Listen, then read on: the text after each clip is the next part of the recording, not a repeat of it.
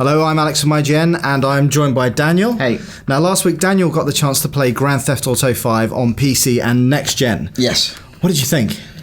It's bloody impressive. Right? It looks really good. It's we've seen the trailers, we've seen the comparison trailers, loads of graphical upgrades, but that wasn't the big new difference that I saw in action. So the big thing, and it's been much rumoured for a long time, is it's going to have a first-person mode.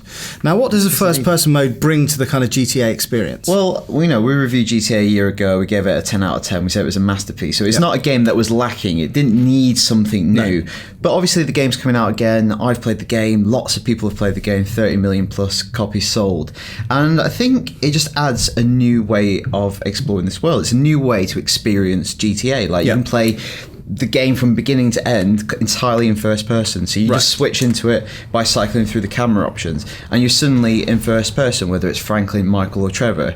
You can play the entire game from that perspective. But how does that actually feel different when you're playing through, I don't know, particular missions or whatever? Yeah, I think the easy way is to be really cynical about it and go, well, it's easy to do that, not being a game developer or designer or a coder, and you just move the character and the camera lower down, and then you got a first person game. But obviously it's much more extensive than that. So I spoke to the animation director at Rockstar, who kind of walked me through the process and kind of taught me through it, and it's much more complicated than that. You've got to basically rebuild the game, and that's possible because the world is much higher res and it's much more detailed and fuller, so you can have that first person perspective and it stands up to the level of scrutiny. So if we'd adopted first person in the PS3 version, I think you would have seen the textures were a little bit rougher up close. Just wouldn't have quite worked. Yeah, you needed that kind of more higher fidelity world to explore for it to really pull it off. But there's lots of other things. There's lots more animation. It's actually crazy how they've used the extra year to really, I kind of probably describe them as convincers. So there's stuff I was racking up a wanted level, and I was firing off an RPG in a suburban area, and loads of cops started pulling up, and I thought I'd do one. I was getting shot at, and I jumped over a fence, which was really intense, did the combat roll, running for a car. It felt more intense because it seems to take longer to get in the car. It doesn't, but it just you feel more panicky, and then when you get in the car, you close the door, you look down, you're ripping out wires to hotwire the car. It feels like it's more intense. And then I looked down and there was a bullet hole in my arm, and blood was coming out down my forearm.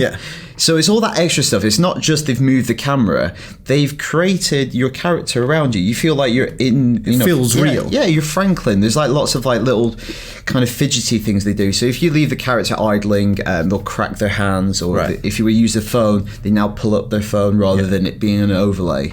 So one of the things you described it as was it's kind of like a Call of Duty cutscene, but actually you're playing it in an open world environment. Yeah, that's when the game kind of funnels you that way to a set piece moment. So I played a couple of missions, and one of the missions I played was the one where Trevor has to drive a motorbike onto a moving train. And from first person perspective, the bikes feel faster. It feels like this big orchestrated set piece.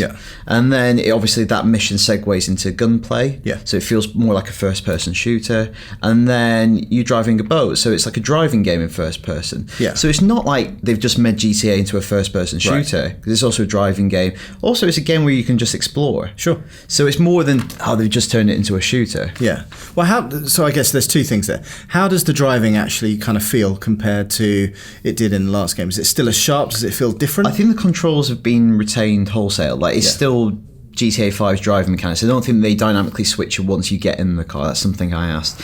But when you get in the car, what's crazy is every car has its own steering wheel and dashboard, and all the consoles function.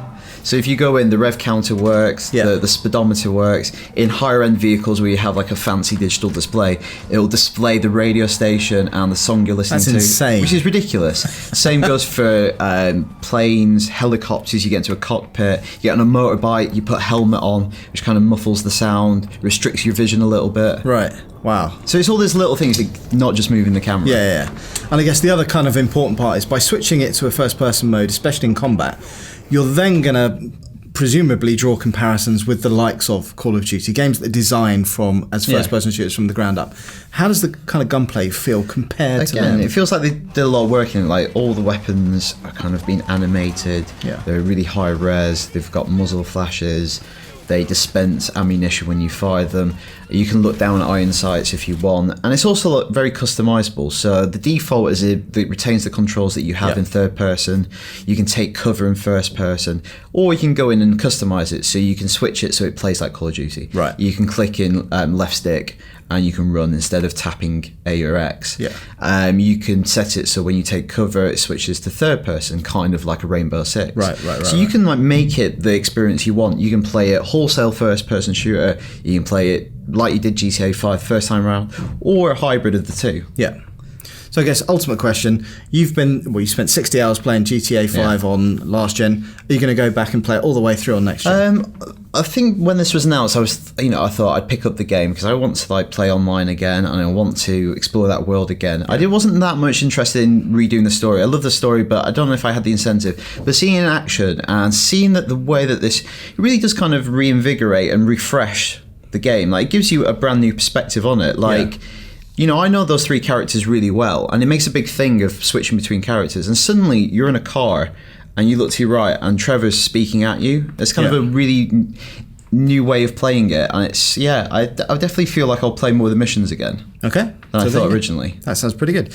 So that is our first take on GTA on next gen. For everything else on Rockstar's Epic, stay tuned right here on IGN.